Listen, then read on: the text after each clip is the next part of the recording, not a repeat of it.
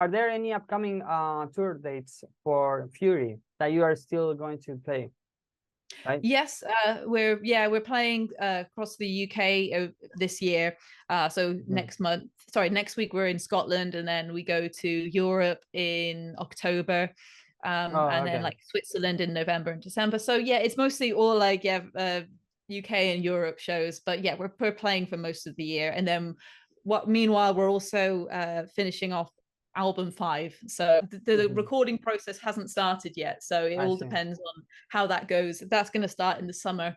Maybe something will happen and we may be able to release the next album with a label. I'd like that, if we can get the right kind of deal, but you know, we're not interested in just kind of signing away everything just for the sake of being on a label. It needs to be something that's actually going to help us, because we're doing well at the moment. We're doing great, but we don't have the infrastructure to kind of take it to the next level. People are always asking, when are you playing over here? When can you come to America or anything?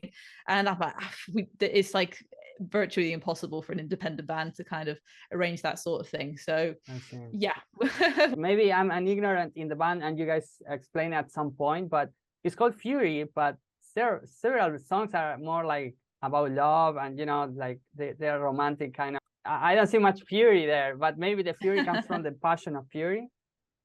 Yeah, so so Fury have been going for quite a long time, and the earlier albums are more in the kind of thrash and like classic heavy metal genre, and they've kind of started to become a bit more, I guess commercial would be the word for it, but just more kind of accessible and more. I think, you know, there's still a lot of energy in most of the songs. We do have, as you say, a couple of like ballads, but I was thinking Grand Prize was the album Grand Prize. The Grand Prize. In that one, there are 2 or 3 songs. Galactic Rock was one. Galactic Rock, yeah. Yeah, or the Fire, something with. You're the Fire. That one, yeah, the very first one, also about fire. It talks about love. Someone declaring to someone, yeah. I was thinking of that, how that could be related to Fury. I was like, well, that's not too much of a Fury there, but you know, it might just be a highlight there. It's certain songs are a bit, you know, we've got a couple of like thrashier numbers in the later albums, but kind of in general it has got a bit softer, and I guess it's less Fury, but I don't know, we're very new album a little stronger or a little more slower? It's got a lot, I don't know, there is definitely a lot of energy there. I guess it's not very, there aren't very many thrashy songs. There are some more kind of like Motorhead, like fast paced stuff, but again, it's a variety. Like there is no one Fury sound, and it's definitely not like, you know, super angry screaming heavy metal like Fury name might imply. You know, every album has a variety, from a kind of bluesy power ballad to just like full throttle heavy metal. So I'm not really much of a songwriter myself. It's mostly Julian, the lead vocalist. He writes most of the songs, so I'm just more in charge of writing my bass parts, and we get together to kind of structurally work on the song and kind of come up with ideas about you know, any little tweaks and things, but the main kind of bulk of the song is mostly by Julian. I see. Okay, so he's a composer more for the most part. Yes, absolutely. I see. So it was his decision to go soft, not necessarily mine. Okay, that, you know, you don't have to be all Fury if you don't want to. I mean, that's great. That talks about your freedom to show as many diversity in your music. So that's good. Yeah, I think, you know, the albums are similar enough, you know, you can still tell it's the same band. Like it would have felt wrong to change the name just because the band has become a little more accessible, because like the instrumentation, the vocals, like everything does kind of sound the same. There are still like riffs that are very similar, but so we didn't really feel like we needed to rebrand just because it's going this way. We're just like, well, we'll just have some songs that are more like the old school Fury and some songs that are kind of. So are you currently experimenting with different sounds, or have you found have you found at a point of the songs that you know this is the direction we want to go? Are you still like playing with different tastes? We have, I mean, most of the songs are kind of ready. They're mostly written. So we do have an idea of where it's going now. It's a lot more, there's a lot of just really catchy, I don't know, just very like cool, neat songs. I feel like we're definitely going for like shorter songs, whereas on the second album, Lost in Space, we've got a song that's like 14 minutes long. Like that is not happening anymore, because like one of the main reasons is because we've been finally getting our albums printed to vinyl, and you can't get any more than like 46 minutes, I think is the limit for one vinyl. So then you have to, if it's long, you have to put it on on a 2-disc thing. And it makes because vinyl's already really expensive at the moment, the costs just go through the roof, and then you feel bad like charging so much to your fans for like a vinyl. And but it's like, well, it has to be because it's like a double album, it's so long. So you know, I'm trying to like be like, come on Julian, get these songs nice and short, because we can fit them on the album, or just don't write as many songs. You know, there's so many great albums that are really short, like isn't like Rain in Blood like only just over 30 minutes or something. Like you can still put a lot of great songs in a short album. Let's just do that. So it will definitely be something to reconsider. More of the opposite. Yeah. I mean, like it's something that I think the thing, like, you know, that very long song, it was more because it had to tell a story. It's like the Taylor Silver, and it's there's like a journey going on in it. So I think, you know, we wouldn't cut a song down just for the sake of it. But we may just have to then be like, okay, is it worth we now have to remove a song because we just can't afford to get it onto a vinyl? I don't know, it's those kind of payoffs which you don't want to have to think about, but when you're an independent band who are trying to like juggle the finances yourself, then you do have to think about it. Like if you're Metallica, you're like, it doesn't matter how long the song is, like people will buy the double album, like we will still sell millions of copies of this vinyl even if it's more expensive, because like people love collecting Metallica vinyls. But you know, because we're not that household name, we have to think about what we can afford and what our fans can afford. Definitely. Are you interested on conceptual projects?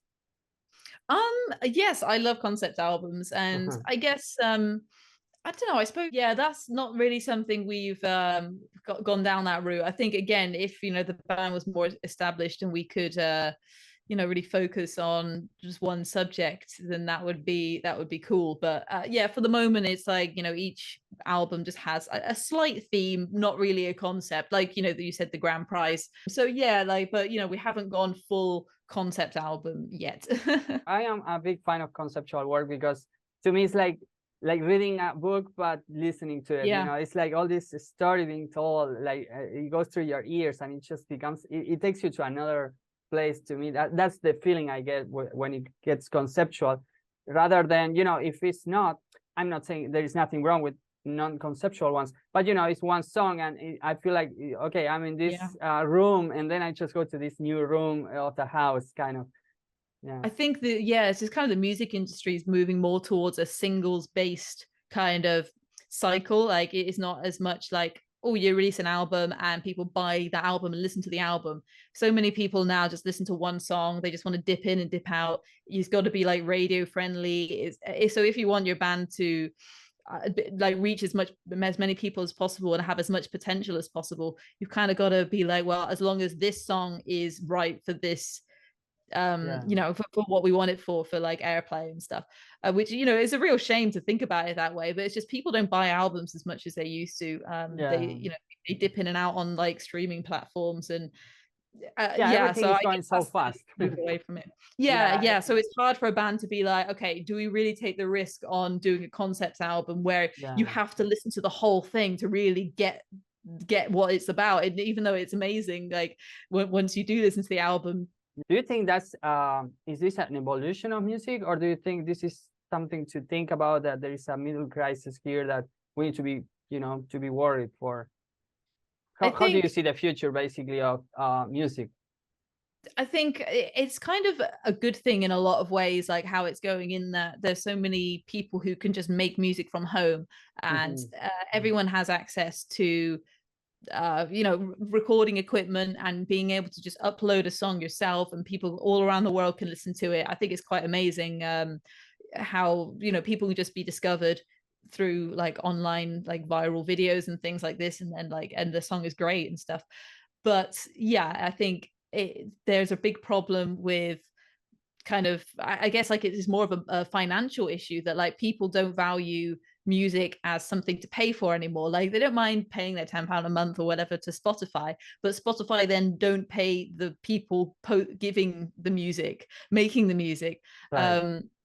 very fairly. Yeah, I think correct. if like streaming platforms paid artists fairly, then it would be great. Still, there's just not as much like budget in the music industry as there used to be before, because people aren't buying albums, and like labels aren't taking as many risks because they know they're not going to sell many albums. They're just like, unless if your band is already like there and doing all the hard work for them, then they're not going to make any investment in you. So do you think it's more risky or just another way of doing things? I guess, it's in some ways it's less risk because you don't need much financial outstanding like costs to make things happen. But then, now it's like touring costs are through the roof, and so bands are having to charge some ridiculous amounts to have their shows. So I don't know. It's really hard to say. I think overall it's good. I just wish that. Well, there are pros and cons for sure, right? There are goods and bads. So you are approved that this can be done. It can be done through different ways. I mean, you have to be good on social media, of course. I mean, you have to have some technological friendly environment if you want to go with it, because I mean, some people might be anti-technology, then that's a turn off right there. But I can see that it's a doable thing. Maybe in different ways, maybe more unconventional sometimes, but definitely I see. I'm the optimistic ones. I'm a little optimistic about it. I know some musicians sometimes find it like a little hard or challenging, but I also think it depends on the generations that we are talking to. Like, it's not the same for Mercyful Fate that it will be for a new band, emerging artist starting out there and getting familiar with everything. But then they have all this equipment that Mercyful Fate probably didn't have decades ago, because they were just it was just another time. No, I think you're right. It's definitely, I think it can be a good thing. There's definitely ways to kind of seize the opportunities that are arising now. It's mostly just, if people love an album, buy it, especially if it's an independent band, because they really need it. And I just hope that enough pressure is put on companies like Amazon and Spotify to pay the musicians better, and I think that would fix a lot of things. And I see. Just like, that's good, make it easier for like a vaster variety of, because of course there's loads of people making loads of money like in music, but it's kind of the top, like the pop artists a lot, and like if it'd be great if more of it could just filter down to some of the smaller bands, because there's so many great bands now. Like we just have just infinite numbers of like great music out there. It's just like there's not enough time in the day to listen to it all. Yeah, it's true. So I guess I guess when the passion is there, nothing can stop you. This is the message I get from you. This is what I see from your own journey, that you've been ongoing and you make it happen, and you keep doing it. So I hear a lot. I try to avoid this question because it's just so cliched. Talking about AI right now, everybody's talking about AI, because AI is going to take the world and it's going to take all the artists' job positions and blah blah blah. But I see you then. I see people like you. I see all these talented musicians. Some are really young, and they are making it happen. So I think there is a little paranoia sometimes about technology, that is just going to take all over. Because of course technology is always it's always evolving, but as long as there are humans, people with a very decisive vision of what they want, it all looks optimistic to me in that sense. So yeah, that's good to hear that from you. Because I could say this, but I'm not officially a musician. I'm a musician in the making, so to speak. But you have a long career, and anything you say, you speak with a lot of authority on that. Yeah, maybe. I don't know. It's Definitely. like I don't know, and I don't know. I guess I don't know enough about how AI music is working, but I think people, I don't know, it can never replace what bands and artists do. Like people more want to connect with the artist and the people they're watching doing the amazing thing than how it doesn't matter how good a computer is. Like it's not going to have the soul that like someone making the music can give it. And that's why people follow bands and they idolize bands and not just go, oh, I like their music, but I don't really know what they're called or what the singer's name is or whatever. People like just love the human aspect of bands. And maybe someone could to completely fake a whole band and like everything could be AI. They could like make personalities and like make them do like videos that are all just computer animate. I don't know how it all works, but like I guess that could happen. But I think people would know. Like I don't know, it just wouldn't be right. It's quite it's hard to tell. Think about. I mean, I'm also kind of confused because I mean, I'm the kind of person that I want to know all about it. You know, I want to know who is who is playing the guitar, why, what's the influence, and all these questions come to my head. Now, whenever I just hear, oh, that was all a computer, I get completely turned off by it. I'm not sure if I would enjoy the song in the same way whenever I know there is a whole robot making all that just because. Every now and then this whole AI, you know, it's just very trendy that everyone is wondering what's going to happen, you know, what if robots could do all the jobs and all. But, you know, it's just hard to tell. We don't know the future yet. So, of course, there are always more questions. And I would love to invite you any other time. If you have any other time in the future, you are more than welcome to come back to our program In the Name of Music, where we support musicians. We love to hear their stories. And I will just end with this one question about musicians. I always like to ask them at the end of the program if there is any message that you would like to give to your audience or to any aspiring musician, anyone who wants to follow your journey. What would be that message? I guess to just anyone listening, like thank you for listening, and any fans, thank you so much for supporting me in everything you do, even if it's just like watching and hitting like on something. To anyone who's a musician trying to do it, I don't know, I'm always a bit torn because people say, oh, you know, you're just you're an example of how anyone can do it, and if you just keep trying you can do it. And like, you know, it's making it sound like it's not going to be you just have to work harder, and it's like, well, no, like it is just like it is really hard, so yeah, you do have to work hard, but sometimes it's not happening and you feel really bad about yourself and you feel like I shouldn't be doing this is the wrong path, like it's just not going to happen for me because of whatever reason, like, you know, maybe it's like not a good scene in your area, or I don't know, you can't afford like to invest in certain things that you need to invest in. And you know, I don't want to like discourage you because you should keep trying, but just don't beat yourself up about if it's not working yet, because you never know when that opportunity is just around the corner. Like, for example, when I you know, got this opportunity with Mercyful Fate, I thought I'd passed it. I was kind of like, you know, all these like, you know, young kids, like they're all like 17 and like playing these amazing shows, and like, when am I going to do it? Like, it's just not happened for me. I feel like it's kind of the ship has sailed.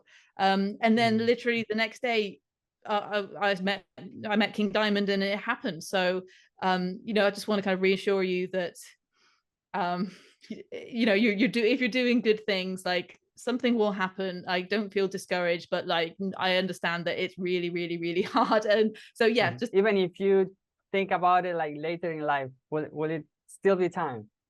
Yes. I think everyone has that.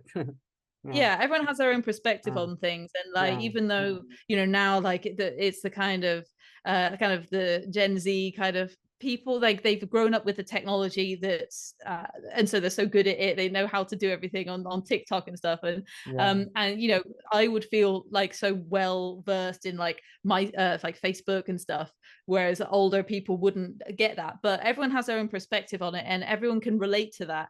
And so, you know, if you just put yourself out there and find your way of making connections with people, then, you know, I think there'll definitely be other people out there that that will really connect with you. So just do it, and don't be shy about it. That's great. Well, thank you so much, Becky. That was an awesome message coming from you. These are big words, you know. These are big words of authority, because I mean, you're speaking with your own example, and that says it all. I'm very sure everyone will hear that and take it as valuable as I take it. I'm the very first one taking it, and everyone else, of course. So, well, thank you also for your time. I appreciate. I know you are currently about to go on a gig, and you're always busy making some music. So, I cannot be more thankful for that. And like I said before, you know, hopefully, you know, for any upcoming moment that you might be performing, or maybe after you release the new album from Fury, maybe we can go back to another meeting. That'd be awesome.